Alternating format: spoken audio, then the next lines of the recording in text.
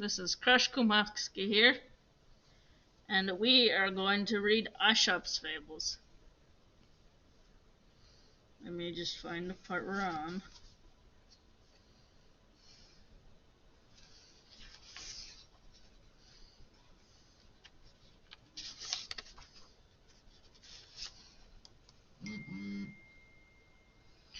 Anyways, tell me when you're ready.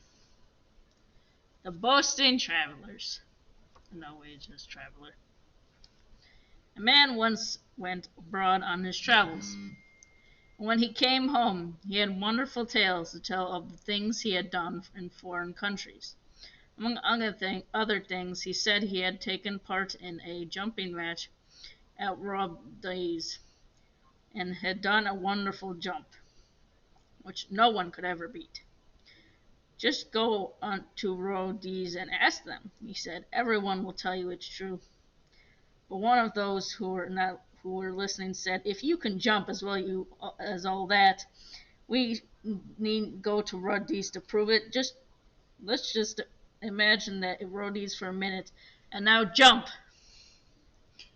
So the point of this story and the moral, I think, is quite clear. It's that guy it takes a lot longer to go to a place than to actually be proven with the jumping and the jumps. Next story we will read. The Crab and His Mother. An old crab said to her son, why do you always walk sideways like that, my son? You ought to walk straight. The young crab replied, show me how, dear mother, and I'll follow your example. The old crab tried, but tried in vain, and then saw how foolish she had been to find fault with her child. Example is better than prospect. Okay, you know what? I think we should look up, do crabs always walk sideways? Because I'm not even sure if that's true or not. Maybe it's just a fallacy. Who knows? Let's see. You could find anything you want on the internet. Do crabs always... I put the cap lock on. The cap lock is still on. Do crabs always walk sideways? Most crabs usually stroll on the beach by walking sideways, but crabs can also walk forward, backward, and diagonally.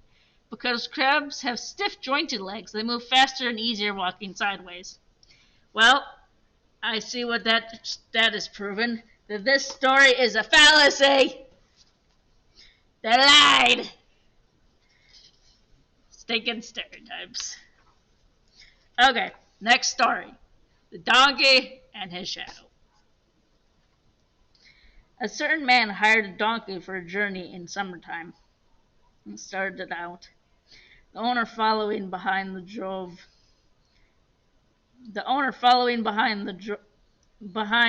to drive the beast. By and by, in heat of day, they stopped to rest, and the traveler wanted to lie down in the donkey's shadow. But the owner, who himself wished to be out of the sun, wouldn't let him do that, for he had hired out of the donkey only, and not his he had hired out the donkey only, and not his shadow. The other maintained that his bargain secured his complete control of the donkey for the time being. For words only they came to blows, and while they were boring each other, the donkey took off his heels soon out of sight.